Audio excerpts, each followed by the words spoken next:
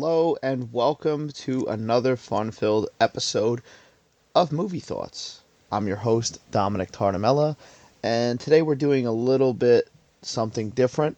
So, my brother and I, years ago, we had a podcast called the Genuine Reels Movie Podcast, and we only did really a handful of these. This was very short-lived, never really had the time to sit down and talk. This is partly why I do the Movie Thoughts podcast alone, because it's just easier for me to do. But way back in 2016, this is pre-COVID, pre-everything. The world was a different place. Myself and him, we started this podcast. So what I'm basically going to be doing on this new series that I call From the Vault is I'm basically going to use those episodes and release them. I'm going to dig them out from where they're buried. And I think there's some funny stuff in there. I think they're enjoyable. There's some enjoyable back and forth. Something that the Movie Thoughts podcast doesn't have, because it's just me. It's back and forth with my brain. So you get a little bit something different. My brother's funny. We're going back and forth. We start talking about my father in some episodes. Stupid stuff like that. But anyway, this first episode was from September 27th, 2016. As I said, we cover the film Roadhouse from 1989 that stars Patrick Swayze, Ben Gazzara, Kelly Lynch, Sam Elliott, the classic action film about, Patrick Swayze being a cooler at the Double Deuce, I believe it is. Now, I haven't listened to this episode. I actually just checked if the sounds were working and stuff like that. The quality is going to be a little bit lower than normal, but other than that, turn up your volume and take you back to the vault. And like I said, it's only a handful of these episodes, but I'm planning on releasing them every so often when I have some time. It's probably the longest episode that's even a Movie Thoughts episode, because it's about an hour and a half or whatever. But yeah, so enjoy our talk about Roadhouse. Also, if you hear us or me saying genuine assholes, that's also because the podcast at one time was called Genuine Assholes Podcast versus Genuine Reels, which it later became. But anyway, whatever. This is from 2016. So travel back in time, and then it's weird because you're going back in time listening to two guys talking about a movie from even further back in time, from 1989, Roadhouse. Rest in peace, Patrick Swayze, and enjoy the episode. Genuine Assholes. Hey guys, this is the inaugural Genuine Asshole podcast today, and this is basically, I'll give a little explaining. This is going to be like a movie podcast. I might talk about some other stuff. We might dabble in some other topics. But jean jackets, dungarees. Jean jacket, we may talk about dungaree jackets. Cowboy boots. There are some dungaree jackets in this movie. We'll get to that in a second. That is my brother Sal. Hi everybody. I am Dominic Tartamella. We are brothers. We are part of the team at Genuine Assholes. Yeah. And this is our first podcast. We're going to talk about movies. And today we're going to be examining the 1989 film. Classic?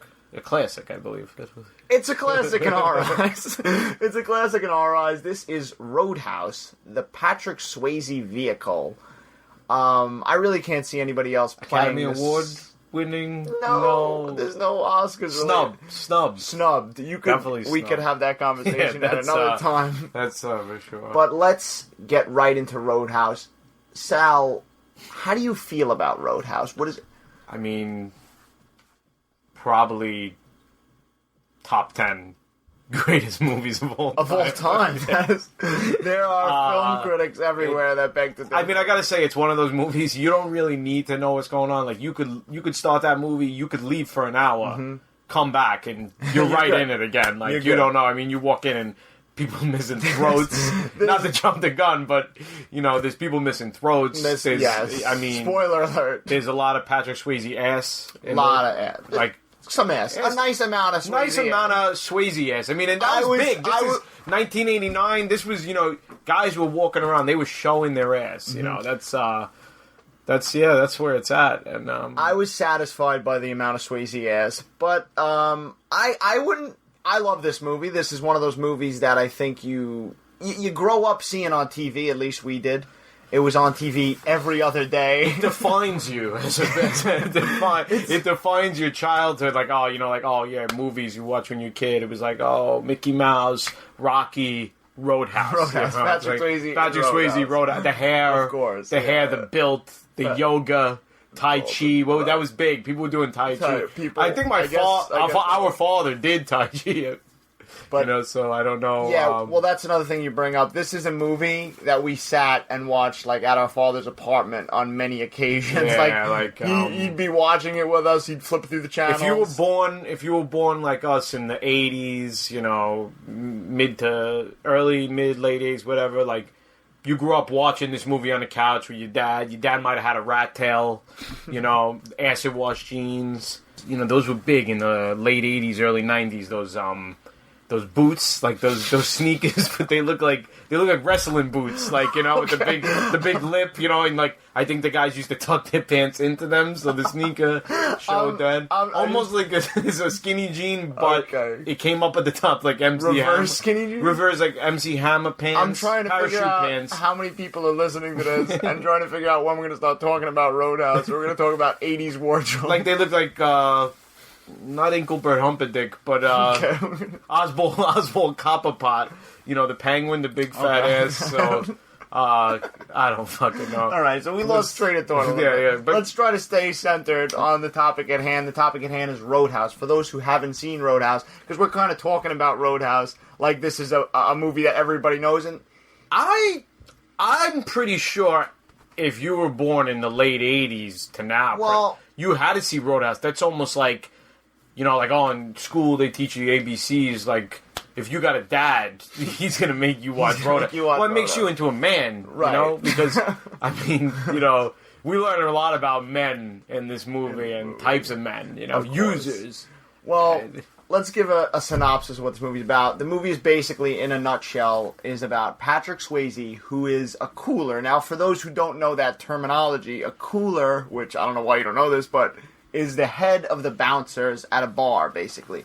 So he's this badass cooler, and he's got this reputation, and he's basically hired... Nationally known.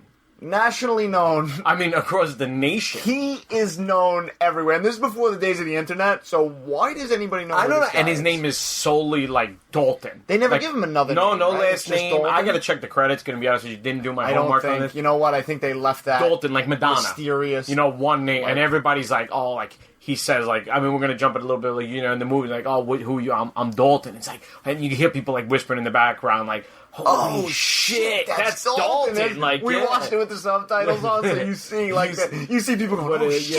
Yeah, like, this shit was added in after the fact, A lot of ADR. ADR, yeah, absolutely. So I was like, holy shit, that's Dalton. It's like, I heard he killed a guy in Memphis, We didn't have enough people in the background. The director was like, we need more people to bring up the murder charges. Like, recognizing that name. So anyway, that's the basic story. And then he's hired to take care of this bar, to clean up this bar. I mean, in a bar, like, the Double Deuce. The name of the bar is Double Deuce. So let's jump into this movie. That's all the synopsis you're getting. I mean, okay, so opening scene. You don't know nothing yet. I mean, there's a badass song playing. Hillbilly shit-kicking music. Shit-kicking. The real shit-kicking spurs on the back of your cowboy boots and, like, you see this nightclub emerging. They don't give you nothing. They don't tell you what year it is, where you are, what state you're in. You just see... You're essentially in the middle of nowhere. Middle of nowhere, because I see dirt. There's dirt. Like, it's real cowboy shit. You don't even see Swayze yet. They're just like in a parking lot of this nightclub that is... unbelievably enormous. I mean, like a fucking baseball stadium, ridiculously packed nightclub. Like they don't tell you, like, is this nickel beer night? What and yet again, like, cloudy opening. I know in my notes I took that down. Like, cloudy, and also Vaseline on the lens. Yeah, and to bring up the fact that, like, this is the middle of nowhere. Like, this place is way too packed. Like, this isn't New York. This isn't California. I mean, the only thing that I did notice, though, when he leaves, jumping the gun again, when he gets into his Mercedes, it is New York plates. in his Mercedes Benz. So are we to believe that This shit-kicking bar is in... Yeah, someone they found on the West Side Highway. Now, is that the beat-up car? No, this is the nice car. Oh, we'll get to that in a second for those who don't understand what I'm saying. There's more than one car. Middle of nowhere, place is packed, and like now it goes into the nightclub and people are just dancing. It looks like there's line dance. I don't even know, and like crowds of people, and then all of a sudden you see Swayze. Right. Classic late 80s Swayze, beautiful flowing hair, smoking a cigarette. So let's jump around a little bit. Let's quicken this up a little bit. Then you see an airport limo pull up. Remember that airport limo pull up? And a guy gets out. and the limo says airport limo. And he gets out in like those... I guess they were in style at the time, those leather jackets that look like suit jackets. Those were never in style. They're never in style. And this guy has a creepy pedophile grin from the minute you see him on camera. Like honestly, I wouldn't want to do business with this guy. So this guy gets out. He is the owner of the Double Deuce, where to find You don't know this So yet. he gets out, and he's just scoping this place out. He's watching. There's like fights breaking out. And you're to believe, they start giving you vibes at an early point in this movie that Swayze is the reason why this nightclub is this packed. It's all thanks to Dalton. Like, he's such a cooler. I mean, whatever the fuck that means. But, like, he's such a cooler that he's, turned this nightclub into this beautiful, ravishing, almost like Madison Square Garden, 70,000 people. Right. And he's watching Swayze. He's giving him the eye fucks. He's looking at him. He's looking at what he does. Fuck him. Then there's an Indian guy singing with long hair. I don't know if that... I thought that's racist. I think this movie's very racist. I mean, for the beginning, for the better part of the movie, in this scene in particular, they didn't even show a black face. They only show a black hand pouring a drink. They would not. Did the credits say black hand? No, that's how I think. I'm like, oh, there's going to be a mixed, at least like a 10% black. Keith David gets billing in this movie. That's the best part. If you're a Keith David fan, you know him from The Thing, you know him from They Live, Something About Mary. He becomes a bartender at the end of it. He gets kind of like... But is that the same billing? But is that the same black hand? No, because that's later on. But he pops up and he's got like a billing in the credits. But meanwhile, you don't see him until 50 minutes into the movie for 2 seconds. Maybe longer than that. But anyway, I guess hey, it's better than being the black hand guy. So the guy's watching now. Some shit goes down in the club, and end result is, Dalton gets stabbed in the arm, doesn't even flinch, and this just sets the tone for this whole movie. Dalton gets stabbed, literally stabbed in the arm, and he looks back, and he's almost it reminded me of the Terminator because he just looked back emotionless. Yeah, and he's almost he looks at the other guys and says get him out of here. He doesn't, and he's outside. No. The guy's out. What does he say? He's like, the guy said, I guess the guy goes. Guy says, I always wanted to try. This is the beginning of that. Dalton is like a legend. The legend, what what is of what is he? This Dalton. guy's I always wanted mystical creature. I always wanted. I always wanted to try you. Yeah, so he's like, I always wanted to take you. No, he says, I always wanted to try you. I think I could take you. Right, so then Dalton's outside. They go outside, and this is how showing, Dalton just got stabbed yet again, no pain, and he just kind of, walks away from the guy, and then the bouncers, he's like, come on! So we're showing that this guy, he's a badass, but he knows when to be a badass. He's not going to waste his time just proving a point, which we'll see a lot of bouncers working in the Double Deuce after just beat, fucking Terry Funk just beats the shit out of people. Yeah. For no reason. He's just hitting people. He actually tells Dalton, you ain't drinking... You're next. Before he's you know looking for a fight, Terry Funk. Yeah. So we got the Indian guy out of the way. Dalton gets stabbed, and then the next scene is just again clarifying how badass Patrick Swayze in this movie. What is he doing? He sewing himself up. He didn't go to die. He just went to a little office that obviously anybody could walk into this office. Right. Obviously, Dalton obviously has enemies. Right. Yet he's in this room that anybody can walk through and just blow him away. But. And I want to bring up something, too, because he's showing himself a la Rambo, kind of so we're establishing that he's badass, like Rambo, putting the gunpowder in his wounds. He's showing himself up. The Double Deuce guy walks in. Frank Tillman. Is the Double Deuce character. Is that the actor? Or no, that's his name. That's his Roadhouse name.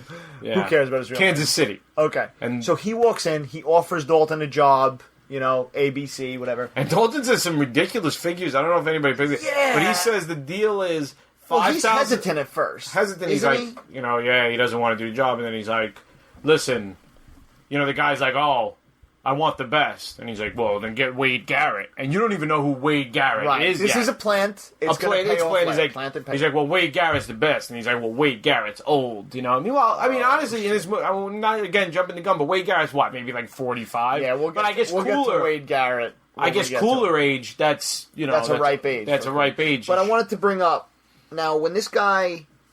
First of all, let's bring up it's the kind of place that you sweep eyeballs. What does he say? Well, he says, oh, my club, Double Deuce, it's in Kansas City. He goes, I want to work for you. I want you to work for me. And Dalton basically tells him, like, listen, it's $5,000 up front. Right. $500 a night. Mm-hmm. And when I want to leave, I leave. Which is, like, that's... amazing money. 1989. And that's 1989. I mean, that's amazing money now. I wish I had a job. I might become a cooler if that's the if that's what it's... I mean, you got to be making at least $3,000 a night now. But go ahead. What does he say? And he tells him, he goes, right now the Double Deuce is the kind of place you sweep up the eyeballs at the end of the night. And, like, no matter how bad a bar is, like, you say, how many... is there somebody designated for the job of sweeping up eyeballs? Did you mean that basis? literally? Is there literally eyeballs? Really? Are they glass eyeballs? I don't know. Because that's a terrifying place to work, let alone own. I mean, and we didn't even see this place yet. For people listening right now, you didn't even see this. And this also brings up... this is what I was going to bring up before now. Like, Dalton in this entire movie is like, he's a loyal guy. That's one thing about him. He's a loyal man. He just... quits his job out of nowhere. Tells him, like, I'm done. Yeah, he's like, it's yours or something. Like, yeah, I forgot the name of the place. And that's kind of fucked up when you think about it, because they established throughout this movie that this guy's this loyal guy. Yeah, but the first 5 minutes of the movie, he fucks over a guy. You know what I'm going to say? He's also established, that's why he tells, the guy that owns Frank Tillman, the owner of Double Deuce, he tells him, too, when I walk, I walk. Like, he basically, he's a wanderer, He don't give a shit. He don't give a shit. When he's done, he's done. Exactly. He's a man without a home. Well, that's another thing. Like, the guy Frank Tillman, whatever the fuck his name is, he's trying to be like, oh, when are you coming? And he's like, I'll be there when I'll be there. He's not giving him straight answers. Like, he's just gonna come kind of like a gust of wind. Yeah, exactly. He's gonna blow into that town. I like. And then when he's ready to leave, he's gonna blow out. And kind of, he's a drifter. He has no home. And he likes to make it like... he's a man without a home. Man without a home, and he makes it, too, like when Mr. Tillman is like, I got your plane ticket right here. Right. And he's like, I don't fly. Oh, that joke. He's like, it's too dangerous. And, like, he's still looking at him with the fuck you eyes. Like, he kind of wants to fuck him. This guy, I mean, not for nothing, the whole movie, about 5 hours, this movie. Frank Tillman makes it like, the whole movie, you don't see him with any women. Owns this nightclub. He ain't banging cocktail waitresses 2 at a time. Yeah. And it's like, it makes you think, is Frank Tillman gay, and is he trying to fuck Dalton? Yeah. I think movie? That might be a completely...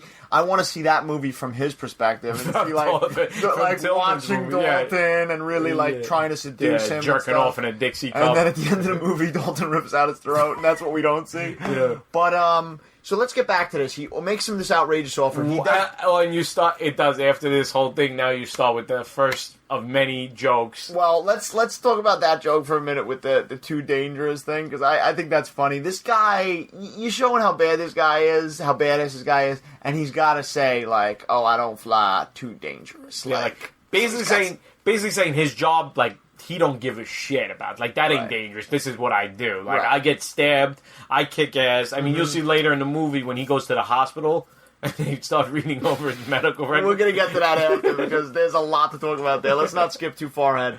But yes, there is the joke of Dalton. You're Dalton, huh? I thought she'd be bigger. Whole movie. And this is like... Oh, my God. This joke is frustrating at times, because... You said it best yesterday when we watched the movie again. You said, like, is he a midget? He's not a midget. I mean, I don't know how tall Patrick Swayze is, but I'm assuming was... Rest in peace, Patrick Swayze. Rip. Oh, we lost a great... I don't know how tall he... maybe he's minimum 5'10". Yeah. At least 5'10". He's not a dwarf. He's not a dwarf. He's not a dwarf. And, like, he's a jack. He's in, trim, but ripped, shredded, like, shape. I mean, Swayze's in great shape. I don't know. I guess in the world of bouncers, everybody's really big, and I guess that's where it is. I guess with his reputation, you would think he's this enormous giant, but he's actually, just a man with skill. Mm-hmm.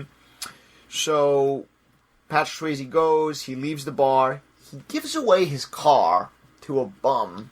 A raspy voice bum on the street. I ain't no valet. I ain't no valet. Kind of sounds like Farmer Fran from Waterboy. Yes, I think that guy's in Black Terminator. version. Don't hold me to this, but I think that guy is in the very first Terminator. I think he pulls up when the fucking electricity comes. I think that guy maybe he's big in the 80s and little bit parts, but... Well, I've heard that voice before. Yeah, I've definitely heard that. You know, like, which you should see a doctor about that, Right. because that's not good. But But he gives away his car, which, you know, even I've seen the movie 3,000 times now, and I'm like, why does he give away his car? Because, alright, so he gives away his car, and then you brought up the point that, like, oh, that's his junk car.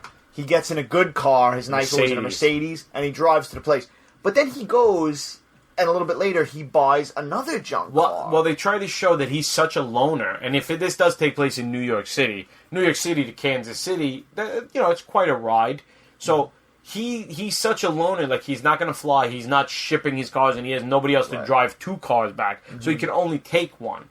You know, Okay. so it's like... So you just really, you just really broke this down. You made this, I didn't see it like this. You broke down the boundaries of this movie. Well, that's what it is. It's like, I don't have no friends, I have no family, I don't even have a house. And think about it, he left that night. Mm-hmm. Not like, oh, I gotta pack a bag, I gotta get furniture moved. Nothing. He left that fucking night. He left his life behind. Like, oh, okay, he closed the fucking club he was at, like, alright, good night. Mm-hmm. Went and took all his fucking money or whatever. He didn't even pack a fucking bag. Like, he just basically threw the car to fucking Farmer Fran and then got back in his fucking Mercedes and took off into the night. So he goes to Double Deuce. Now, shows up at Double Deuce, and right off the bat, Double Deuce is something nightmare. of nightmares. There is basically like WWE fights going on. People getting raped. I don't even know. Cocktail waitresses getting pulled away from their will, and felt up, and people and nobody doing anything. Fights just breaking out, like aggressive fights. You know, my first thing was that I put it down in my notes here. Why the fuck would this guy buy this place? Like he was talking to Don, like, I bought it as an investment. All your money, you couldn't buy nothing else? Buy an apartment building? It's like when somebody buys a bar that you know is like, shady people going to, and that's one thing. Like, this is like, people are probably getting murdered on nightly. There probably are eyeballs on the floor. Murder. I mean, murder is sawdust on the floor. And then there's the cage around the band, we gotta talk about Jeff Healey, who is a blind... He was a real musician. If this is the first time you watch the movie, the guy that you saw, the blind guy, that's a real musician. He has albums.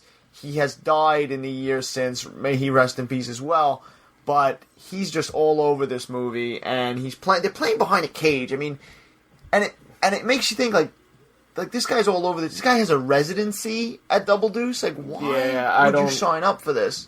I don't know why, you're blind, you gotta get you could've got a better gig, I don't know, the whole thing just rubbed me the wrong way about this. I mean, I felt very uncomfortable, like, just sitting there watching, and, right. Dalton's, like, looking at this, like, Dalton, I've been here before, Right, so let's move along now. Dalton goes into the club, he's looking around, and he's just he's spotting everything. He's got eyes like a hawk. He's spotting people stealing. He's spotting people like selling drugs, and you see it all. Like these people working there are terrible at hiding it. Like even the one waitress is like, "Oh, not here," because somebody's trying to buy drugs off her. Meanwhile, like she's really loud about it, and Dalton's just watching. He's taking this all in. And like there's this blonde who's in the movie throughout the movie. Oh, right, the blonde bombshell, like she's in this white dress everywhere. She's like. I mean, but the first thing I thought about, being out there, we used to go out a lot ourselves on a personal level.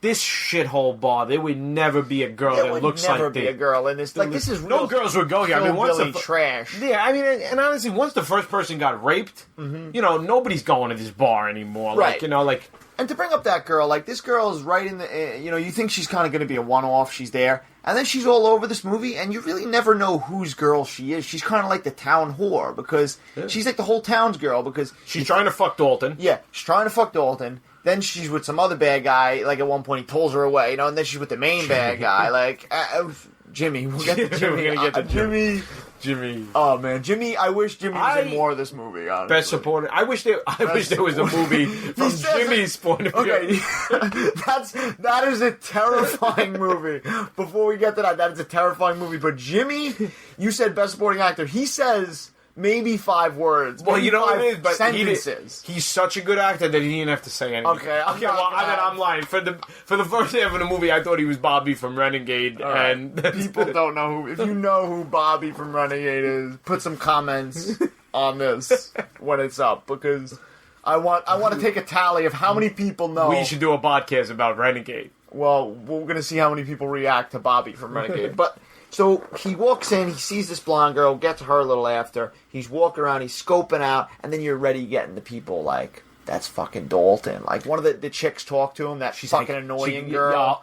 I thought one of the Cusack, related to John Cusack. She looks like John Cusack. The waitress looks like fucking John Cusack, and she's so fucking annoying. She's like a cross between John Cusack and the waitress from No Holds Barred, like snorting and like my brother Buck, and she's like, "That's fucking Dalton, man." Yeah, and then everybody's like, "Oh shit!" This is when you're initially getting you're hearing, and then like, shit.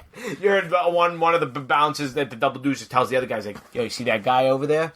That's Dalton. He killed the guy once in Memphis." That guy, he tells, is that Terry Funk? We have to mention... No, Terry Funk. We have to... Speaking of WWE, we have to mention the legendary wrestler Terry Funk. He's one of the bouncers, and he's just angry, and he works at Double Deuce. And he's got a perm. And he's just beating the shit out of people. So... Wrestling moves. Right. So everybody knows his name. Everybody knows his rep. And then, does the fight... When does the fight break out? Does it break out before he goes and says hello to Jeff Healy, or after? Before.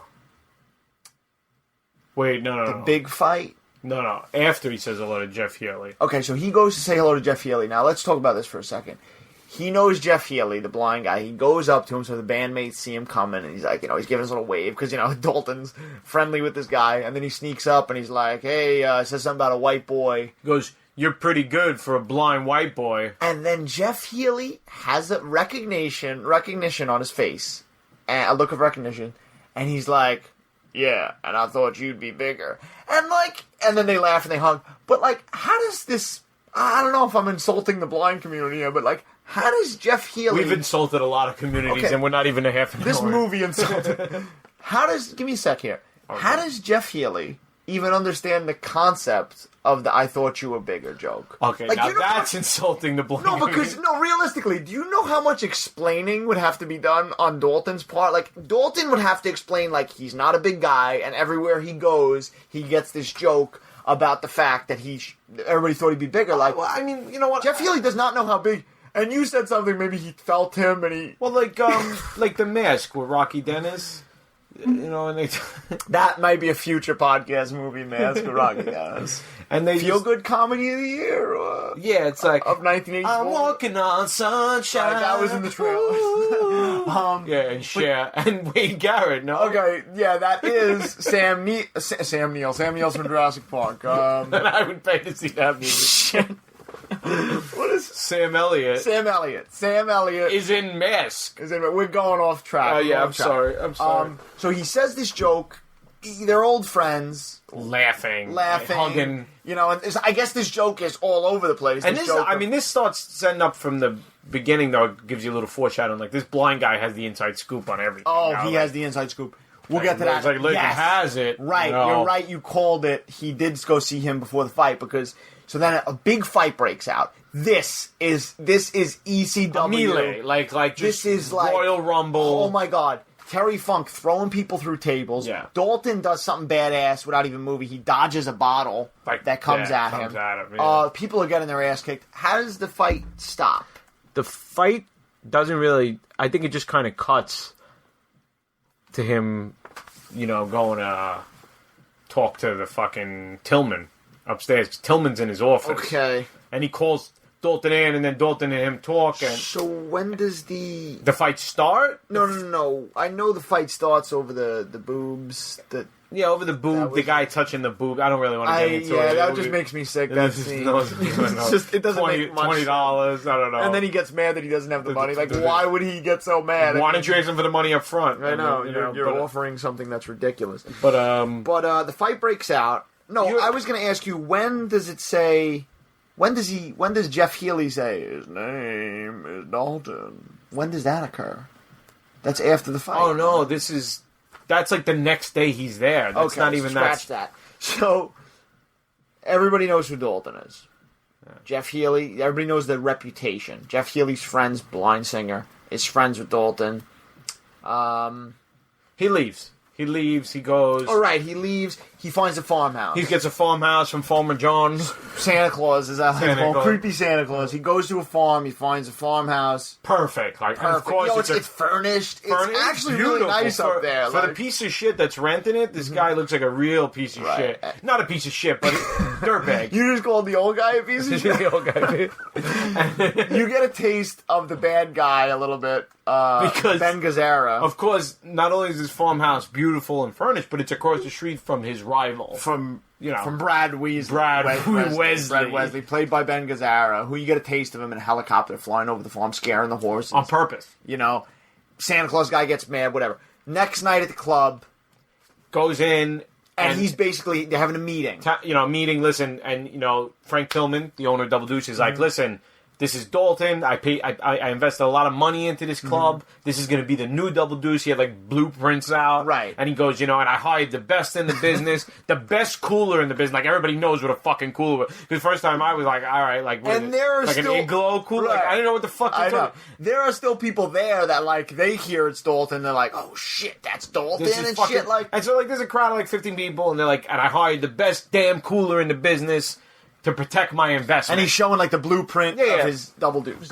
And he's like, okay, and then, like, he's like, I hired the best damn cooler in the business to protect my investment. And Dalton's like, walks up, it doesn't even say, like, oh, hey, I'm Dalton, He's just like, Terry, or whatever the fuck Terry Funk's name is, he's like, you're gone. He goes, you don't have the right temperament for this business. Right. Like, he throws Terry Funk out, which he just made a future enemy. We find out later he's boys with Ben Gazzara, because we see him at his party. Yeah. Whoa. And then the tall guy, the giant, that guy's weird to look at. Yeah, he makes me very That uncomfortable. guy is weird to look at. I thought he was the father from Richie Rich at one point, but I realized it wasn't. He's not. I almost wish he was the father of Richie. But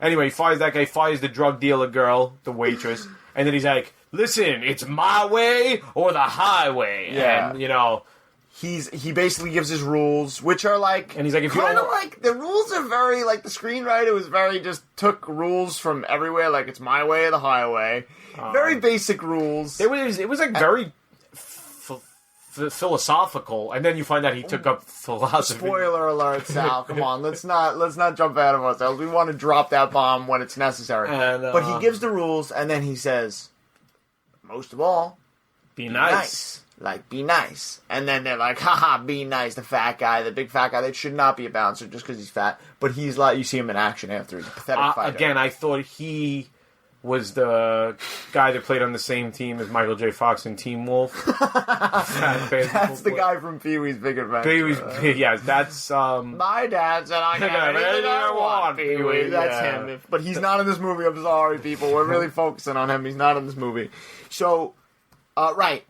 So then they have that night, the rest of the night, right? Doesn't he fire a couple more people? No, that's it for tonight. He does the next day. Well, okay. That's when the place is not open. I'm scrambled because you're fucked up. When is the party? Because this movie like mind fucks you. When is the party where you're talking about the big guy and then the big guy? When is that party across the street? This is not yet. This is maybe like a week from now.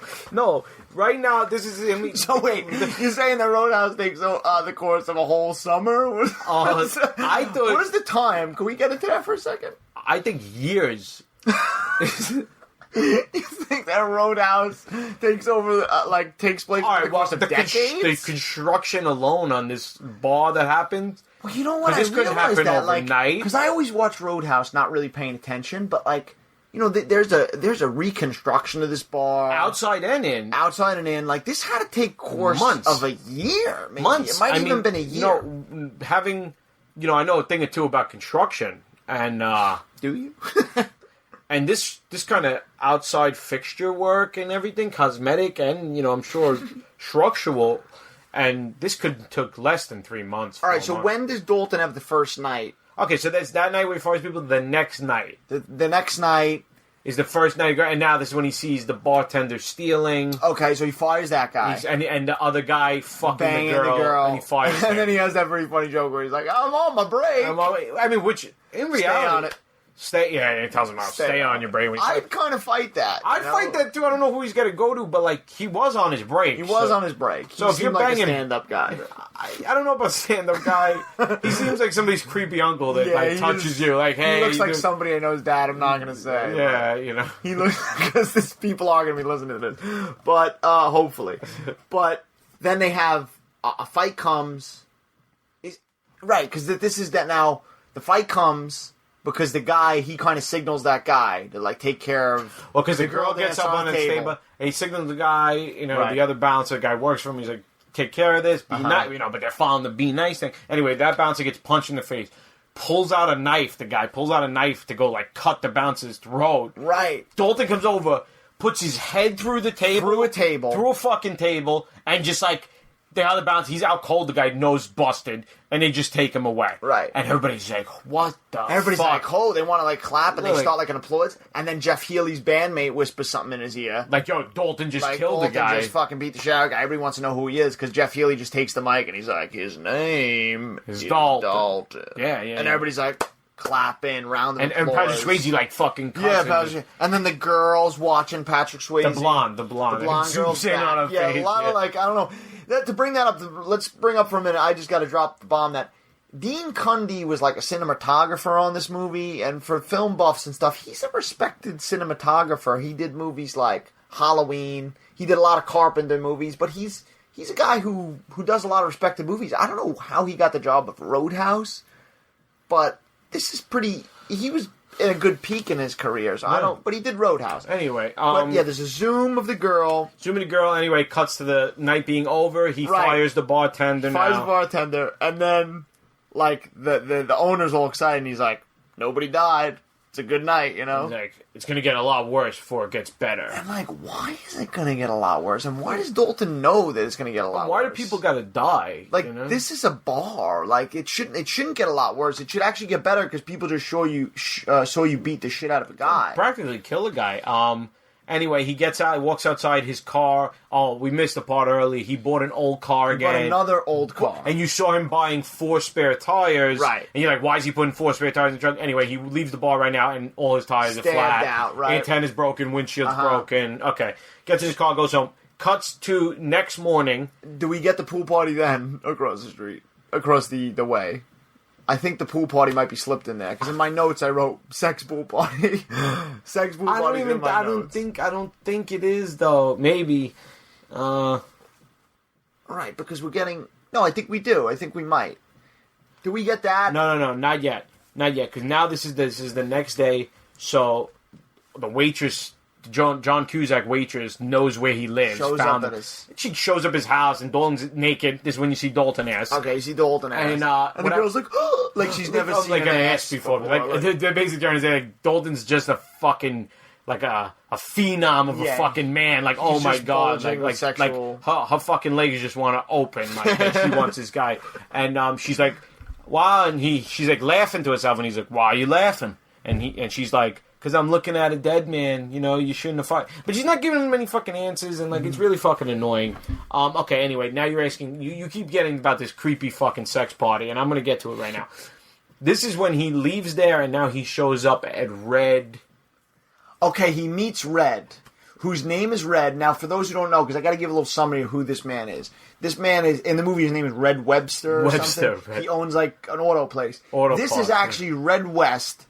who is known for being like a close friend of Elvis Presley. And bodyguard. And I think he wrote some of his songs, according to my father. Yeah, Memphis. He was part of the Memphis Mafia. He's in this movie. This is, Red West, words of my father, mean motherfucker. Mean badass. Red West is... Memphis Mafia.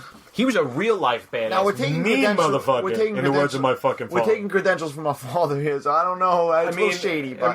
my father's a big fucking fan of Elvis, big fucking fan of Red West. Right, so Red West is in this movie. He goes to see Red West. He gets some stuff fixed on his car. And then what? Now, is this... This is when he meets Brad Wesley. No, that's after. Now you're getting confused. You're getting ahead of yourself. No, when he meets Red West for the first time is when Brad Wesley walks into the store and he meets him personally for the first time. Okay, right. You know, that's the... Did he drive on the street yet? Not yet. So that happens later. When you see after they broke all the bottles, the second time he goes to Red's place. That's after that. Okay. So it's in between. So anyway, he leaves it. This is the first time you see Jimmy, though. Okay. You don't know his name's Jimmy yet? This is when he was still Bobby from Renegade to me. And he's just ice fucking grilling Okay, so Dalton. let's explain. So he's in the shop, Red West, talking to Red West, nice guy, and then in walks Ben Gazzara, who is Wesley, who basically we're going to find out runs this fucking town. And he's with the dude in the jean vest. Necklace, fucking mullet? Would you say mullet? Like slight mullet? Would you say mullet? Yeah, definitely a Slight mullet. And he just ice grill. You could tell this guy's badass because he just ice grills Swayze. Grills fucking Swayze. Like he wants to fuck him. Him too. And and that comes sizing in, him up. That comes in later. Like how big's his dick. Yeah, know? like really eye fucking him. They leave. He goes on his way. And then you get a hint of like that Wesley is kind of like a bad guy at first because you see like that Red West passed a comment about him ruining his day by showing up, you know? And then it cuts to, he goes back to the Double Deuce later in the night, and he sees that the bartender that he fired the previous night and a couple of the goons, they're back upstairs in the owner's office. So Dalton walks in. Right, but you know what? You see, this was before, because I wrote Brad Wesley, Ice Grill, Indian Necklace guy. I didn't know his name was Jimmy at that point. And then he also does the karate in the backyard at this point. The Tai Chi, yes, I'm sorry. He does the Tai Chi, and this is like, it's got to be like 5 minutes long, and him with no shirt on, and the Santa Claus guy's watching him. Like, what the fuck? Who the fuck did I rent this apartment And Ben Gazzara's watching him, too, right? Mm-hmm. And he's just doing the karate, and you're getting a taste of, like, how badass Swayze is. At this point, you know, you're just getting, this guy's got more to him than just, he's doing this Tai Chi in the hot sun in the morning. Yeah, and anyway, so then he leaves, Then the bartender's back, as you were saying. And anyway, they're like, oh, because it turns out the bartender is Brad Wesley's nephew, whatever. I mean, I think, honestly, people, you need to see the fucking movie. We're not going to tell you everything, but, like, you know. It's his nephew. He's got two other guys with him, the fat guy and the giant. Does he have the giant? No, not the giant. The giant, you only see him at the party, and later in the night, smashing cases of beer down. We'll get to that in a second. That's one of my favorite scenes. Anyway, the bartender has words with Swayze and pulls out a giant fucking. Well, the bartender wants his job back, and he's kind of like pressuring the owner. And then Dalton's like, "No, you're not going to let this happen." Pulls out, giant Rambo knife. Machete. Like, where was he even keeping this thing? And he calls. I wrote this down. He calls Swayze Chicken Dick. He calls him Chicken Dick, and he says he wants him. He kicks him, and then Swayze proceeds to kick him through a glass window. Yeah. Kicks him through a window. Big fight breaks out. He beats the fat guy up. He beats the third guy up. And then, now Swayze, did he get stabbed? What's the deal? He got cut. Because he goes to the hospital. He got stabbed in his side, underneath his armpit. This moves the movie along. Now, he goes to the hospital, of course. And now, you're kind of like on the fence of like, is there a love interest in this movie? Because you think that John Cusack with the wig, is she trying to be the love interest? No, we got another love interest. He goes to the hospital. He meets a nurse. Yeah, well, Swayze's the man. I mean, he's not going to fuck a girl that looks like John Cusack. So he meets the nurse, and he has this whole joke about natural causes, like the wound is from natural causes. Carries his own medical history. Now, like, this is what I got to get into, like, because we're gonna get to this now. He carries his own medical history.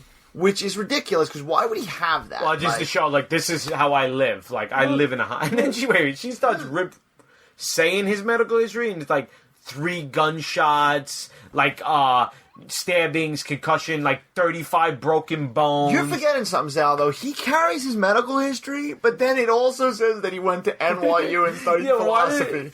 Why? That's not a part of your medical history.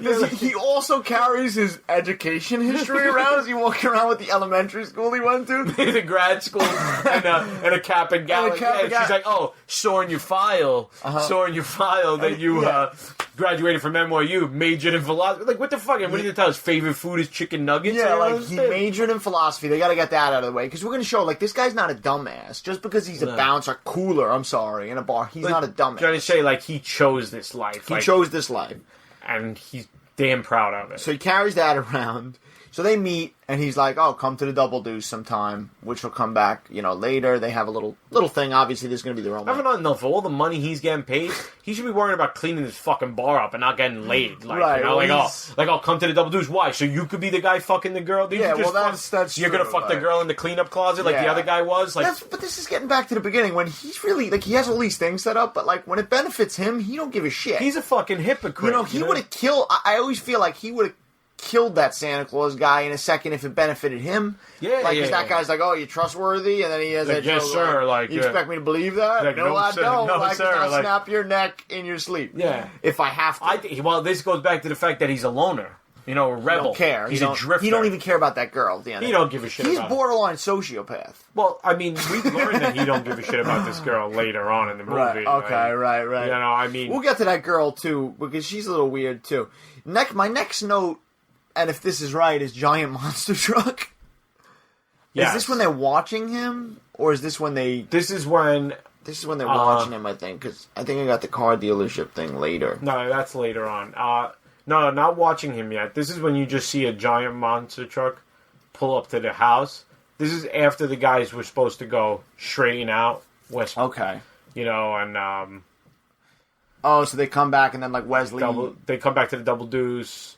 Remember, they go to beat him up. He's got a fucking spur. He's got a knife sticking out of his boot. Right, and then he spots the knife from like 100 yards away. Right boot. And right boot, and then the guy goes to kick him. They drag him out. Yeah. And then there's the monster truck. And then she shows up. She shows up like immediately. The doctor shows up. And she just wants Swayze's dick. Yeah, she wants that fucking his dick. They're really good on female roles in this, because every girl in this movie just wants Swayze dick. They don't give these girls any character development. Like, not me. No, like every girl just wants to be like open their legs and be like dropping low. They want Swayze's load. If this movie's offensive to, out of all the races and stuff, it's offensive to. It's definitely offensive to women. Positively offensive to women. Yeah, no women with any power or especially a nurse like that. No, she's a fucking doctor. Oh, she's a doctor? She ain't a nurse. Like the nurse. She was a nurse. No, she's a doctor. Oh, this is.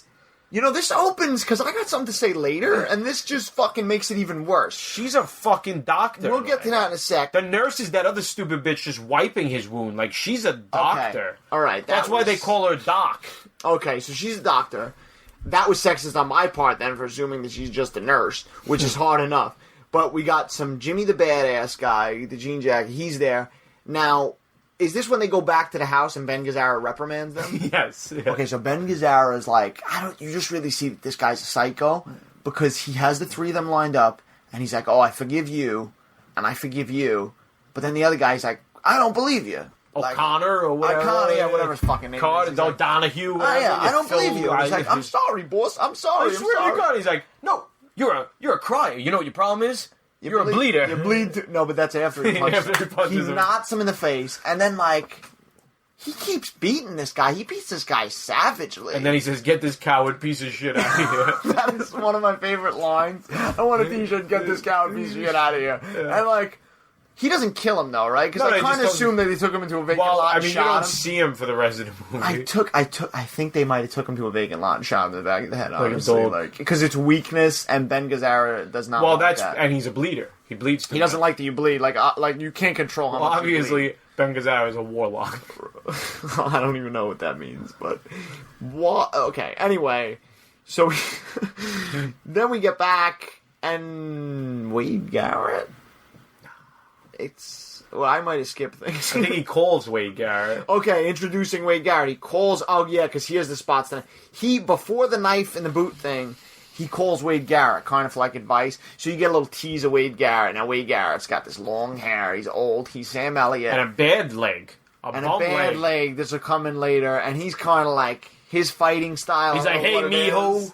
He's all tall and shit. Yeah, lunky, but he kind of he protects that knee. He's got to protect that leg. And he's doing the same thing. And he's like, "Hey, mijo." Calls him mijo. And he's all he gives him advice for a second. But you can tell, he's Dalton's classier. Right. Where, fucking Wade Garrett's working in, this fucking rundown titty bar, hillbilly He's shit. worn down. I mean, we're going to get to the part later. He probably can't get a lot of jobs at this point because he's a little more beat up. But, so you introduce Wade Garrett. And then he also, So the spots the knife. Now, Jimmy goes...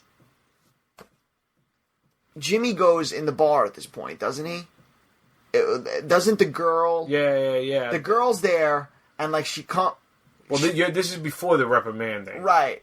Yeah, some point before the reprimanding, you see the girl in the bar with the blonde hair from earlier. We're all over the place, but the movie's all over the place too, so deal with it. Yeah. And then, like, she flirts with Swayze. She's like, "Don't you want to fuck me?" Yeah. Like doesn't even try to like. Yeah. Be hard to get. She's like, yet again, another girl, and he don't even look at her like. And she's like, "Don't you want me to take you back to your place so you could fuck me?" Yeah. Like, Another girl, poor character in these girls in these movies. And then the guy Jimmy, the jean jacket bad guy you thought was Bobby from Renegade, he comes out of nowhere, and you kind of assume that's his girl because he pulls her away, just looks at Swayze. Yeah.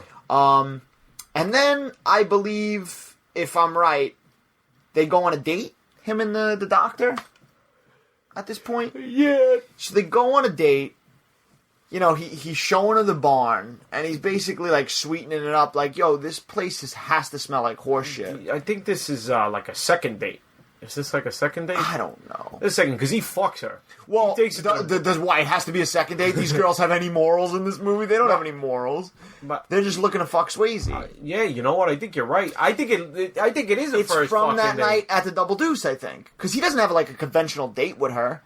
Yo, come to think about it, now you could correct us if we're wrong in the comments or whatever, but like, I think she comes to the Double Deuce, he leaves with her, brings her back to his barn, and fucks her. I think that's what goes down. I think they go get like ice cream. And then he fucks her. Then he goes back to his car, and his car's like beat up again. Okay.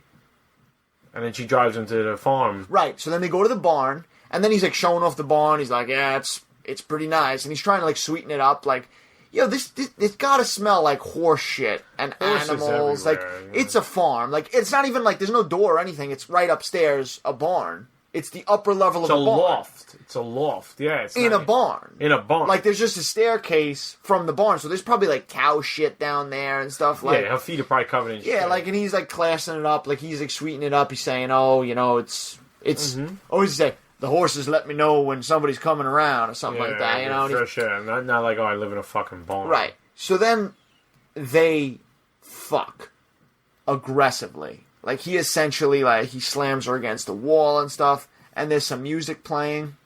They bang. Very intense sex scene.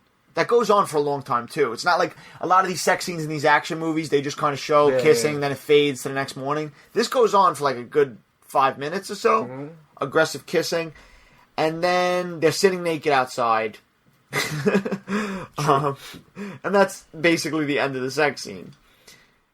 Oh, man, now my notes are all over the place, just like this movie. Well, then Brad Wesley's watching them, you know, like basically watching them fuck or whatever, like, you know?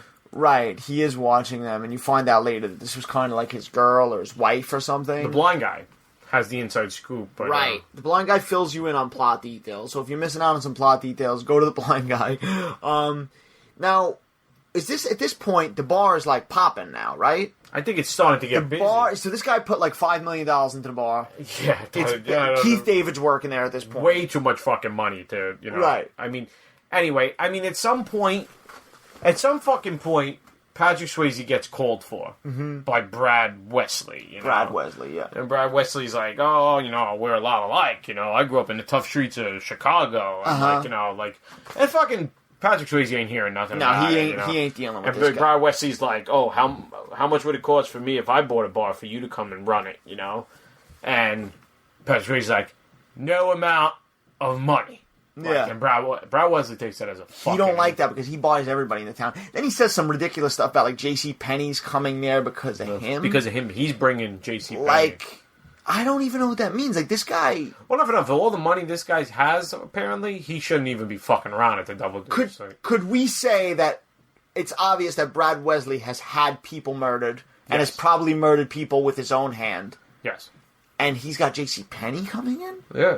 Did he threaten them? Did he, like... No, I think it's like, oh, shit. Like, you know, Brad Wesley's got a lot of money, and... He went for corporate meetings with J.C. Penney and got them to come to this shit town. Honestly, I mean, where does this movie take place? This movie takes place in Kansas City. And you know that for a fact? Yes. Okay. I'm just trying to figure out, in my mind how this works. Yeah. Anyway, I mean, this movie, you're trying to make it real, and you're forgetting that it's a movie. It's based in fiction. Yeah. So anyway, let's fast forward a little bit. I'm going to be jumping around a little bit. The bar's fixed up because we're already almost like an hour. We got to get this done. We're only in the first act, so we haven't even moved. We're fast forwarding this little bit. Okay. So the bar's fixed up. Wade Garrett shows up while Swayze's getting his ass kicked. This is also when the giant guy is slamming the beers, like aggressively picking up beers, slamming them. I don't know if I'm going to insult anybody when I say this, but I'm pretty sure the giant guy has a slight, mental illness.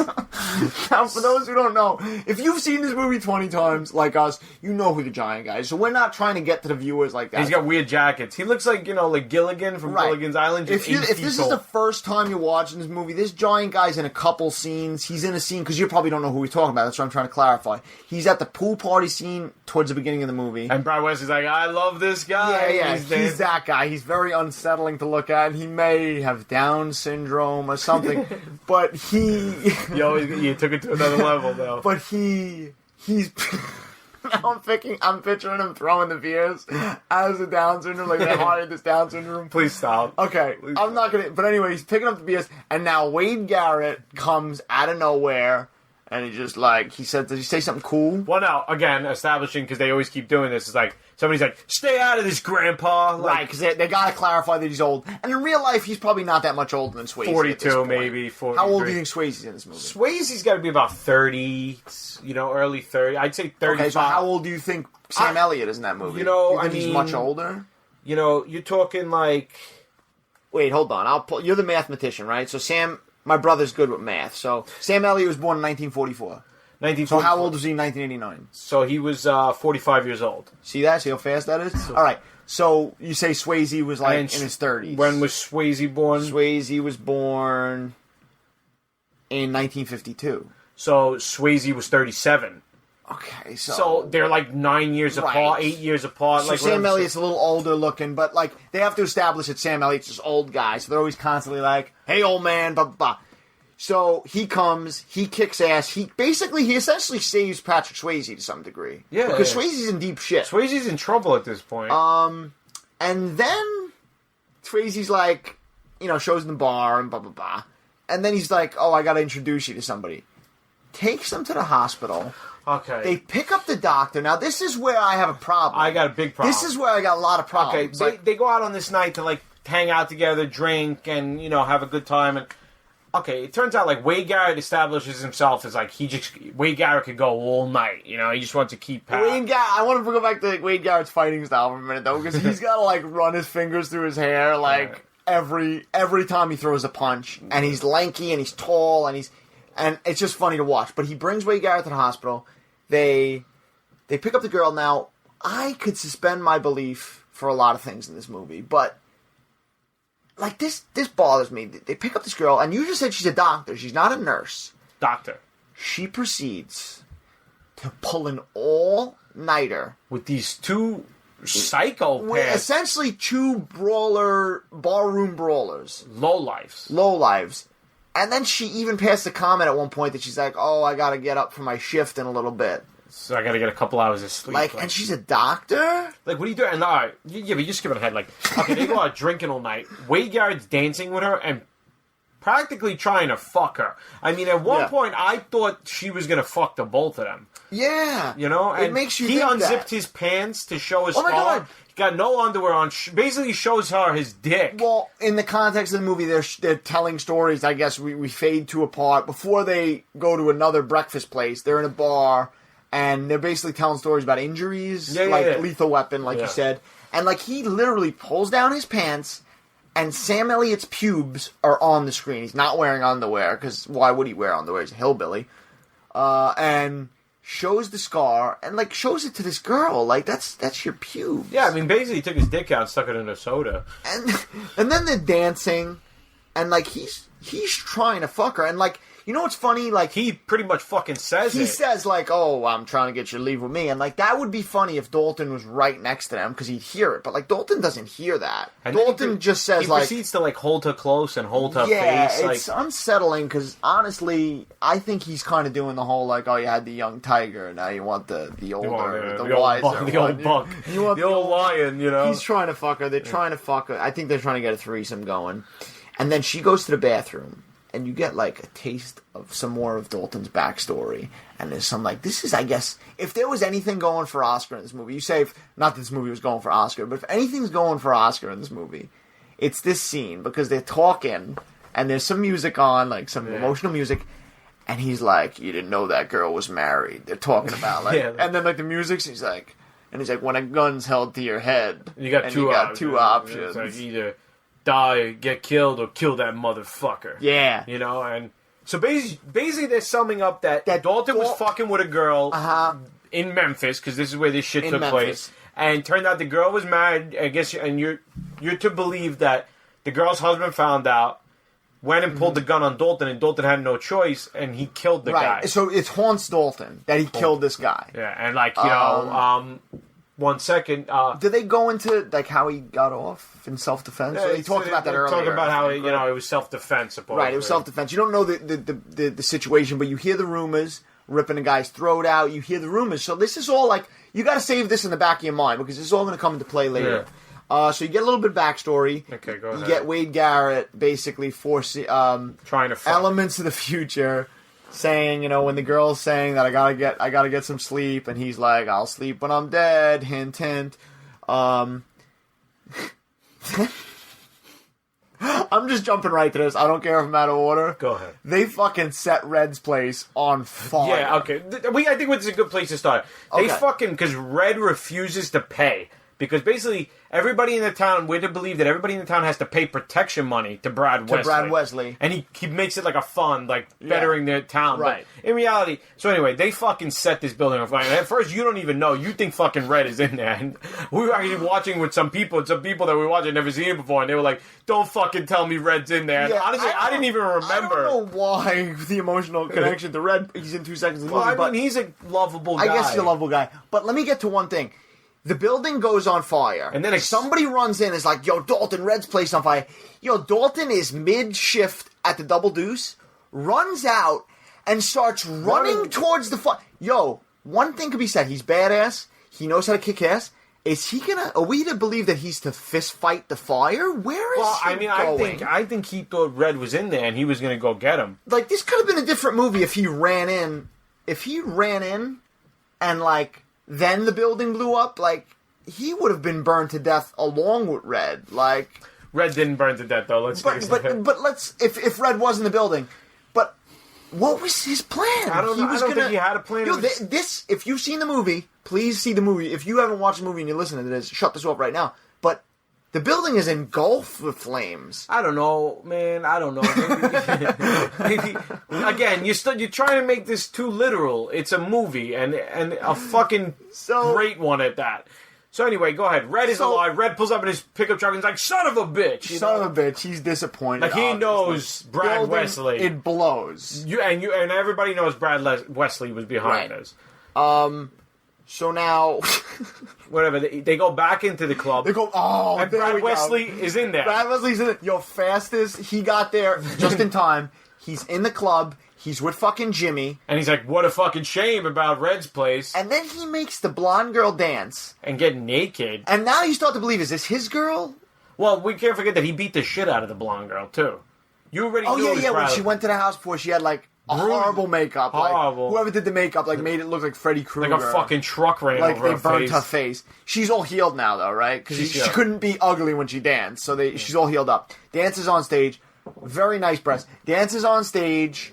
You know, Jeff Healey goes along with it for whatever reason. And then... Well, because he's blind. And he don't want to get killed. That's what I don't understand. Like, Jeff Healey's Dalton's friend and stuff... And, like, he just goes along with what Ben Gazzara says. Like, he's just like, oh, dance. And, like, and then Dalton, you know, gets her off the stage. There's a little...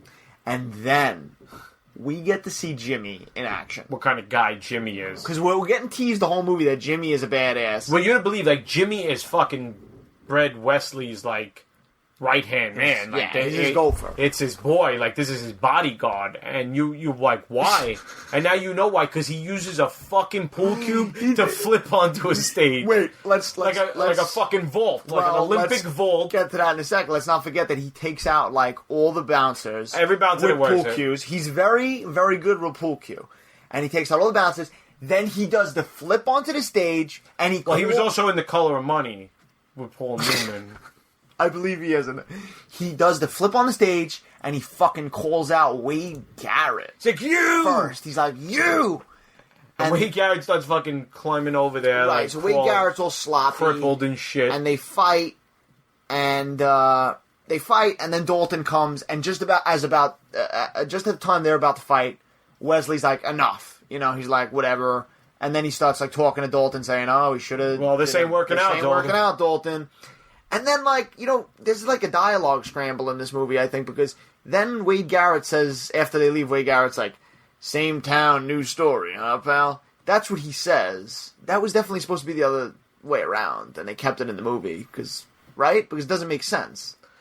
Oh, he was supposed to say new town. That had to be, no, in the movie he says, same town, new story. Because I wrote it down. I was like, this has got to be wrong. So that was overlooked, amongst other things. Then let's fast forward to, I think it's the next day. The next day, the next day, Dalton, the doctor, and Jeff Healy, who's sitting in the backseat. I don't even know what's going on. Why are they bringing the blind guy to the I don't know if they went out to breakfast or something, but they were hanging out, and then they go to the dealership. There's some kind of thing going on at this car dealership. Oh my god. Brad Wesley's there, basically... Jimmy, they're all there. All the guys are there. All the players. And, all the players. Okay, anyway, they take this huge monster truck and basically run through a Ford. Like a fucking Ford. And they're like... Because the guy was like, thought you'd never turn on me. Like, because he was like plotting against Brad Wesley. That guy, I believe, was in Walker, Texas Ranger. He definitely... that is not CD from Walker, Texas Ranger. Who's CD? The old guy with the glasses. Is that the guy from the Type 2 Diabetes commercials? That's not him. It's really not. I thought it was Sergeant Slaughter or Paul Bearer from WWE. All right. Anyway, who's driving that car? Is it Jimmy? Jimmy's there. No, Jimmy's like cheering. It's like one of his henchmen is driving a giant monster truck that's way too big. And basically, like... destroys an entire dealership. Everything. Drives over cars. Goes through the glass. Through the building. Runs it over. Desks, everything. This guy's life. And just basically like, this is because... And he basically tells the guy after the truck, he's like, this is because you turned on me. You know, like, and in front of everybody. Where's the cops? This guy runs deep because he does it in front of crowds of people. There was like a carnival going on. Giving a guy selling hot dogs. And nobody, like, no repercussions. Selling ice cream. Yes. You know, so then... Singing Italian song. My next note is that Dalton begins to snap and really show his lunatic side. Well, they blow up the barn. Well, you're getting a taste of that. Like, Dalton's getting unhinged. You're getting, like, he's had enough, and he's starting to, like... And then... So now we're just going to get right into the climax, okay, so let's go. So, he's getting unhinged. He's going uphill. He's sleeping with the doctor. It's almost like he's unraveling. And he's sleeping with the doctor. They're sleeping in his farmhouse loft. All of a sudden, boom, explosion, middle of the night. The farmhouse... Now, the Santa Claus guy is actually in the house. He's in the house. He's on fire. Dalton runs out of the farmhouse, goes and gets him. Gets the farmer, comes out. This guy's in a fucking red pajama suit. He's Santa Claus. Carries him out. He's like, you okay? Again, this guy, even almost burning alive, humorous. He's like, I'd be better if you got off of me. Like, yeah. Like, the guy almost burned to death. Dalton gets up, sees Jimmy on a fucking dirt bike. Okay, wait. Let's not forget. Jimmy is... Give me a sec here. Jimmy is riding the quad, laughing. Dirt bike. Is it dirt bike? Dirt bike. Maniacally. He is laughing. He's like, he's like so satisfied that he just blew up this guy's house. Yeah. And then Dalton runs at him. Runs down. He's faster than a dirt bike, Dalton. Obviously. Dives, takes Jimmy off the dirt bike, and they start going. So now this is what we've been waiting for. They're fine. You're waiting for the head-to-head. Good hand-to-hand combat. Hand-to-hand combat. Good fight scene. Probably one of the best fight scenes in the movie. Definitely. And then you hear the best line of the whole movie. Wait. Could I, before we get to that line, because that line is obviously amazing, Can we get to some of the cheesy lines leading up to that? Like, Jimmy's like, prepare to die. And all Dalton says is, you are such an asshole. It's kind of like a buddy cop thing. Yeah, I don't know. Like, Dalton never came back and was like, drop dead, cocksucker. Yeah, Dalton, and even, like, that's one thing, like, the lines, there's always a golden line here and there. But the lines in this movie, like, it seems like they're different dialect. Like, it seemed like that didn't fit. Like, prepare to die and you are such an asshole. Yeah. Which he is. I guess that's kind of like a nod to the audience, though. Like, this guy is an asshole. Such an asshole. But anyway, so they start fighting, it's coming out, and like... And you see, could we plant that we see Dalton kind of do this kind of hand thing? He keeps throwing his hand up, going for this move. But you don't know yet. And you're like, what is he going to do? He keeps kind of going to choke him? But like, if we could say... You don't know yet. You don't know. You just see him doing this claw, like the claw from Liar Liar. Right, like, he kind of goes... With his hand and motion, he keeps missing it. And he keeps missing it anyway, and then... And then, of course, the immortal line. Jimmy tells Dalton... This has got to be... Now, you say this is one of the top 10 movies. I've used it in real life. You say this is one of the top 10 movies. I think this is one of the greatest movie quotes ever. And badass things to say somebody in life. In life. He says, we could do a whole podcast on just this line alone. He says to Dalton, to Swayze, I used to fuck guys like you in prison. When he says that, you're just like, what? I was sweating. Yo, I felt. I don't want to fight. I wouldn't want to fight this guy. This guy just told me he's gonna fuck guys like me in prison. I had to go get a glass of water, because he's basically saying I'm so comfortable with my masculinity, and I'm such a fucking badass that I was in prison and I fucked other guys. Well, but he's also saying that, but he's so bad. Like Dalton, he knows Dalton's a badass. So what he's saying, if you break down this line, because we're gonna break down this line here. He is saying that Dalton's so badass, and he knows that he fucked guys as bad as Dalton. Like, he made them his bitch. Dalton's known for ripping out people's throats, for beating the shit out of people. And this guy's... I fucked guys like you in prison. You think I'm scared of you? Like, no, I'll fuck you in that sweet ass. I remember when we were younger and like hearing that line, we were kind of like, oh, that's gay, that's weird, you know? No, it's not gay. Nah, that ain't gay. That's, like, he's showing such dominance. That's badass. That I go to prison, I'm not scared. That's a dominance. Like, listen, I go to prison or you go to prison, we'd be scared. Like, shit, I don't want to get. I'm gonna get my ass sewed together because I don't want to get fucked in my ass. You hear these stories? No, this guy's like, oh, I'm gonna go to prison and I'm gonna just start fucking people. I'm doing the fucking. If I go to prison, I'm doing the fucking, and I'm gonna like it, and you, this big tough guy, is gonna squeal like a bitch. Well, is what he's saying. I always thought he'd be bigger. Well, of course. Okay, so anyway, he says that's the greatest line. Then the girl, the doctor comes just in time. They're facing off, and suspenseful music comes on. Dalton gets him in a position, rips his throat out. Rips his throat clean out. Bare hands. Like, almost like the 5-point pressure point in Kill Bill. Right, but even the 5-point pressure point in Kill Bill, that's not like an internal thing. No, he literally rips his Adam's apple out of his fucking mouth. Rips a bare hand. And she sees it, the girl. And she's like, oh my God. This is with her motives get a little lost for me because... Wait, dumps Jimmy in the water because they're fighting on the edge of a bed. Well, he falls in the water. Yeah, right? He kind of just pushes him down in the water, and the girl runs over, and you think she's going to run to Dalton. She runs to fucking Jimmy. Like, Jimmy, you okay? No, Jimmy just blew up the house, killed innocent people, like, tried to kill Dalton because he pulled out a gun on Dalton. That's right, he pulls out a gun. So it's instantly goes back to what Wade Garrett was saying. Memphis, this is exactly the same thing. Well, like, if a guy pulls out a gun on you, basically what I learned from this movie, if a guy pulls out a gun on me, it's either I get killed or I kill that motherfucker. Or you rip out his throat. I rip out his throat. But can I bring up also, like... But she saw this. Can I bring up for a minute? Let's be honest, though, if we want to get to the realism thing. He pulls out the gun, Dalton hits it away, and the gun's gone. And then he rips out his throat. He almost does it like, you're too dangerous to be kept alive. Well, almost that's kind of like his thing. A guy that fucks other guys in prison, you think he could fit in with society? Like, you think they were going to shake hands after that? I'm like, hey, I tried to shoot you, but this guy's coming back, if not today, later tomorrow. So he had to kill him. He rips out the throat. The doctor runs over, I guess, because she's in the medical field. You could explain with that. And anyway, he tries to go to the girl, and she's like, get away from me! And he's like, all right, whatever.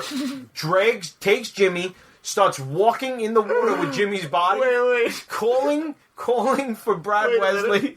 So he calls for Brad Wesley, and this is like back to the bad lines that don't fit. This isn't particularly a good line, but it's just Swayze's delivery. He's like, Wesley! And then he goes, fuck you! Which is amazing. It's just perfect. And while he's dragging a throatless body, Jimmy... And could you imagine? Brad Wesley, with all his money, he's watching this in the window. I would have booked it. Like... That's it. Like, okay, listen, we were having fun. We were having fun. You just killed Jimmy. You killed Jimmy, who Brad Wesley knows is the badass guy. Like, now, Brad Wesley, as we'll get to this in a sec, too. I keep going ahead, but Brad Wesley is this badass rich guy. But he's not a hand-to-hand guy. Not that we know. So, like, he just killed his hand-to-hand guy. He just killed, like, somebody who's a match for Dalton. His general, like, his number one. Brad Wesley should have gotten the helicopter and just booked it and be like, I'll come back in a few months. This will blow over. He'll go to another bar. He just killed my top guy. No, he's like, fuck you! And then Wesley's watching from the window just like, I'm staying. Like, I'm not afraid. The girl disappears, right? Let me go to my notes for a sec. No cops, nothing, dead cops. body. Now, that's another thing, too, like... This whole movie's like that. He should go to jail right now. Like, he should go to jail right now because, like, he killed... Like you said yesterday, now he didn't do it to one person. He did it to two people. The whole self-defense thing is thrown out the window at this point. Now they're going to know this guy just loves ripping people's throats out. He's a throat ripper. He should be in jail. He's not. Okay, He's free. anyway. So moving forward. The next day, Brad Wesley he's at the Double Deuce. Oh, yeah, I got some notes for this. Brad Wesley calls him up. Like, doesn't even, like, he's just like, so today, who's it going to be?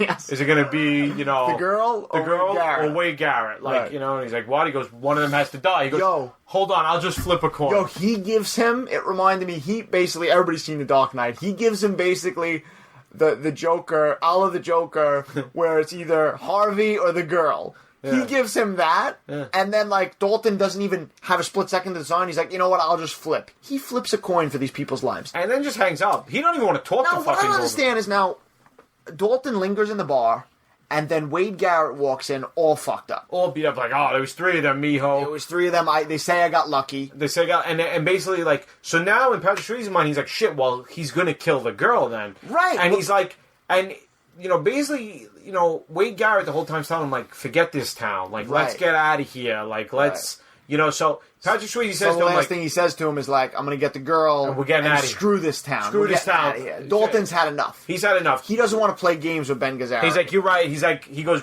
Wesley wins. You're right. He's like, we're going to get out of here. Let's keep this in mind because this is like, okay, so his character, that's it. He wants to get out of town. He wants to make sure the girls are right, and he's leaving Ben Gazzara. He's not... He goes. Does he get the girl? He goes to the hospital. She don't want to come with him. Okay, she's all pissed off. She's like, you're a monster. She's all pissed off. Yeah. He leaves. He goes back to the Double Deuce, and here we go. You see Wade Garrett laying on a bar, his back towards Patrick Swayze, and he's like, "Hey, mijo, come on! I told you one beer. One beer drinking. Would you fall asleep? Yeah, would you fall asleep?" Turns him over, knife through his stomach, and a note and says, "It was tails." It was tails, which makes no sense to me because they didn't establish, Wesley didn't say, like, oh, head's the girl, tails Wade Garrett. But anyway... I guess he's clarifying there. It was tails. Tails was Wade Garrett. So, but I don't understand now. This is why I bring up the Joker thing, because, you know how the Joker has this big executed plan in Dark Knight where it, like, pays off and he gets out of jail and whatever. It's all because of that. It's almost like... So he let Wade Garrett go, and then... Just to kill him later? Like, they could have just killed him. Well, I also thought maybe... But that was the mindfuck, I guess, like, sending him back. So I guess we're thinking it's crazy, but it's actually genius, because he was like, oh, I'm going to make him think Wade Garrett's okay, and now he's going to go get the girl, and then I'm going to kill him. Well, in reality, you got to remember, Wade Garrett is worth more to him than the girl. They make it like, that's his love interest. Father figure. But, this is father figure. He knows Wade Garrett this for is his as close he has to family. To family. He has no family, but Wade Garrett is like his father. Let's not forget the diner scene. Let's not forget the Oscar. Yeah. Like, all that stuff. And then, like, you figure, like, oh, okay, this guy is a mentor. He's a mentor. He knows him. He was on his side, like, oh, forget this death. It's not your fault. It's not your fault. Forget this town. He's trying to give him good advice. Now he's dead on a ball. Now, let's just say, if Swayze was going up, let's say he's going down he was going up the roller coaster, right? The old guy's house got blown up. He started going down the turning point. Now you're up top of the roller coaster. They just killed his mentor. It's free fall. It's free fall now. Swayze Doesn't gets give in a his fuck. car. His nice car. Nice car. This is when you know he really don't give a shit. He gets in his nice car. He drives it to Ben Gazzara's house. Goes in Takes the knife. Well, you find that out in a second. But He turns the car into a fireball because they're shooting at it. And then he's not in the car. There's a knife. And then he plays a game of cat and mouse with these poor fucking guys. and he's killing everybody. Yo, killing everybody. This scene was taken straight from fucking Hard to Kill with Steven Seagal. Hunting. I don't know what came first, but this is very Steven Seagal hard If to I'm kill. not mistaken, this is the same year. This is the same scene because he goes and he... Now, another thing, too, is like, Ben Gazzara is... I mean, obviously his henchman probably killed Wade Garrett, but, like, Ben Gazzara understands the whole flipping of the coin thing. The knife goes up in the air, he kills one guy, and then he's like, guess it was Tails again, and then he stabs him. That guy doesn't even understand that joke as he kills him, I don't think. Yeah. Because why would that guy understand the joke? Then he throws a knife at another guy, right? He throws a knife at another guy. Yeah, well, now Swayze enters a whole new level of, like... He is I killing... think he's a ninja. Yo, he turns into a serial killer. He is, like, stalking these guys like Hard to Kill, which we're going to do on another podcast. We have to. Killing them. He kills them all. Then the fat guy with the polar bear, the fat guy who's, like, the dumb kind of... He pushes a polar bear on top of him. And, like, this guy thinks the polar bear's alive or something. I don't fucking know. Honestly, at this point, I was just like, I didn't even know. Polar bear lands on him. And then he says, you guys are made for each other. Which I guess is a fat joke. Is that a fat joke? I don't know what it was. Whoa. Again, I stopped trying to figure this movie out. Okay, so now let's get to Wesley, finally, at an hour and like 20 minutes of this podcast, if you're still listening. He has hand-to-hand combat with Wesley, but Wesley shoots him first. Well, Wesley tells him, first he shoots him. We got to establish that because you can't, this guy's not just going to fight Dalton 100%. He shoots Dalton, he gets him in the arm. Shoots him in the arm. arm. And then he's like, I don't know, Dalton kicks the gun away, and then Wesley's like, I thought it'd be fun to fight you. Like, you know, but like, do you want to end it now? Because he's like getting bored of this. Like, and Dalton's kicking his ass. Whatever. Now, all of a sudden, Dalton has him on the couch. Right. And he's about to rip his throat out. Let's not forget that Ben Gazzara, like, to no avail, he's throwing spears at him. Yeah. He's throwing, like, he's put up a pretty decent fight. He also shot Dalton in the arm, like I said, so Dalton's not 100%. He's fighting with one arm. But he's in that position. Now, he has him on the couch. He gets Wesley on the couch, and all of a sudden, like, the climactic music, and he puts up his hand with that same claw, this claw we know that, you know, his fingers will rip throats out, and he's looking at, and, like, Wesley's looking him in the eye, and he's looking him in the eye, and he's breathing heavy, and all of a sudden the girl walks in again, and you see, like, he puts his hand down. Doesn't kill him. Character development, everybody. Like, I'm not going to kill him. No, I've killed the, you know. He's grown. He's grown. He just killed Swayze 35 people grown. in the house. He executed everybody. At least 10 people. But you know what? Exactly. It doesn't make any sense either. Like, he breaks into this house to kill Brad Wesley, and then you kill everybody else, but don't kill Brad Wesley. You're going to jail for a minimum of 5 terms. Let's not overshadow what you're saying, because, like, he kills everybody else in the house. It's not like he just injures everybody in the house. No, that's one thing if he injures them, and then he's like, oh, I'm not going to kill you, Wesley. No, he killed everybody in the house. So what's the point? Why isn't he killing Wesley, who killed his friend? I mean, this is murder. This is murder. At this point, it's murder. At the end of the day, he went to this house. If in a court of law, they're going to say he showed up, you know, they can't say, oh, they had guns. Yeah, they had guns because in this state or wherever they are, they're allowed to have guns. Right. You're the person that's not on the right property. Right. You broke into the guy's house and killed all these people. And they tried to defend themselves. You're going to fucking jail. So anyway, he has a change of heart, was showing character development in the end of his movie. And then, now this. So he lets him go. He turns his back on Brad Wesley. Why? I don't know. Brad Wesley picks up a gun to go shoot him, and then go ahead. Okay, so this is just completely out of nowhere, and I love this movie. We're making fun of it, we're busting its balls. I love it. But this final scene of this movie always just rubs me, like, out of nowhere, because these are the type of movies, like, you watch a movie like Hard to Kill. Same scenario. Steven Seagal's in the house. What happens? He kills that guy, doesn't he? No. Or somebody else shoots him. They arrest him. Oh.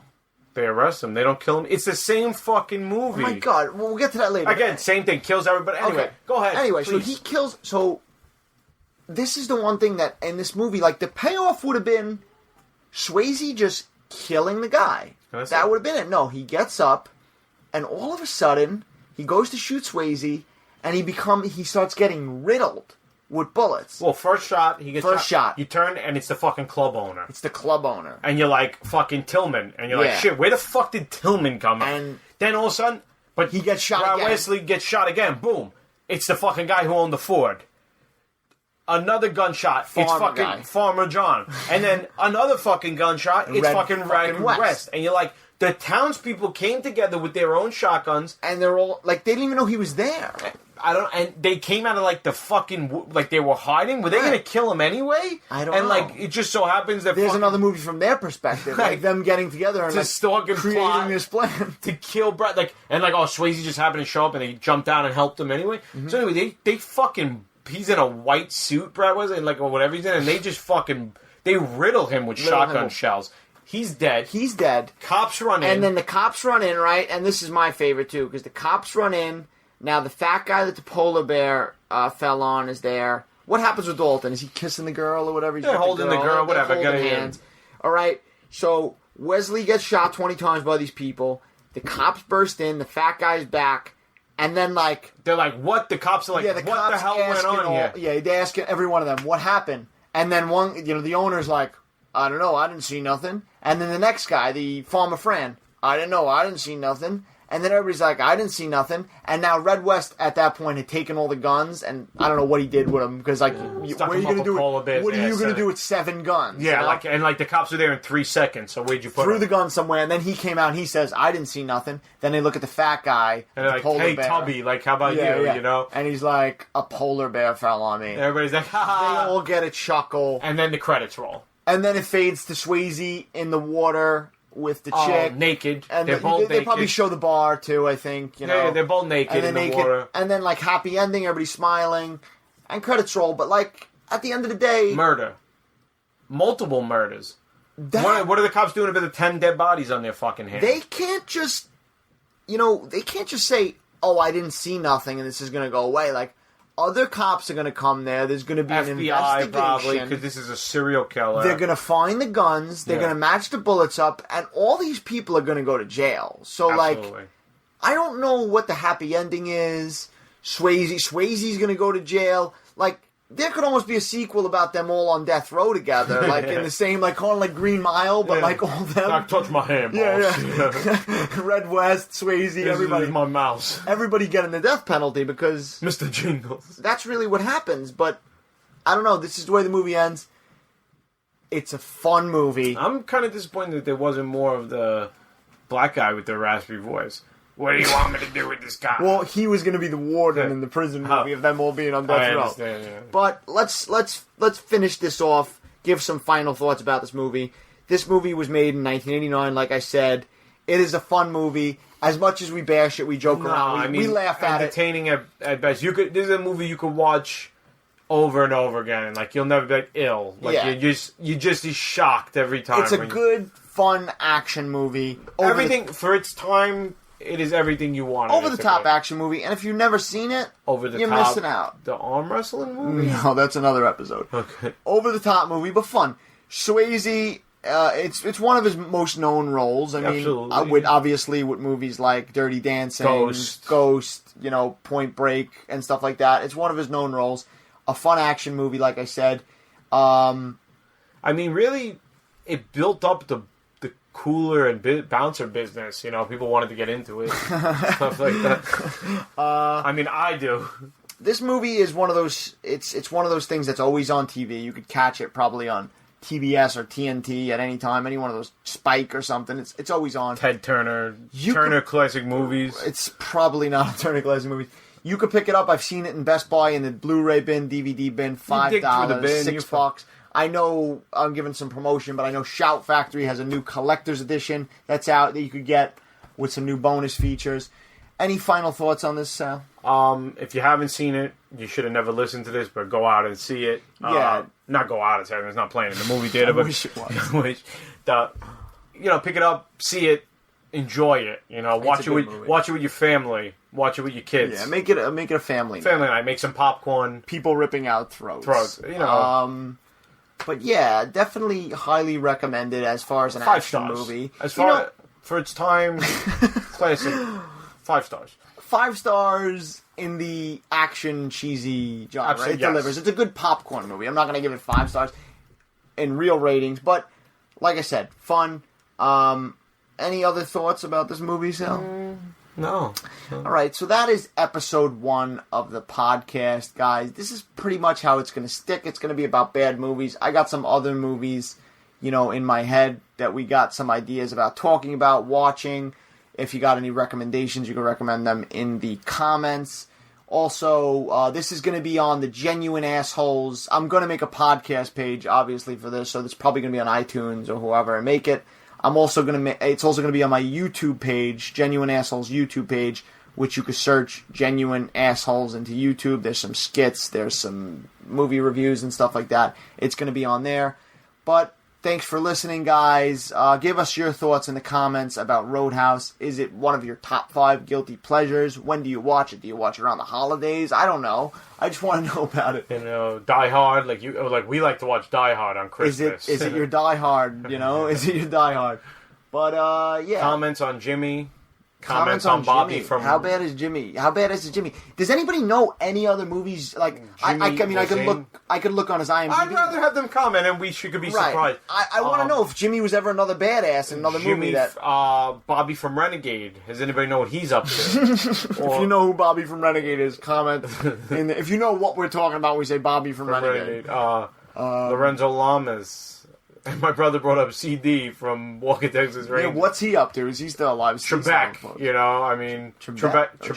Trebek. Well, he's in Die Hard. He's in Die Hard. Okay, but that's it, I think. He's the computer guy. Computer whiz. Anyway, watch Die Hard too. Highly recommended.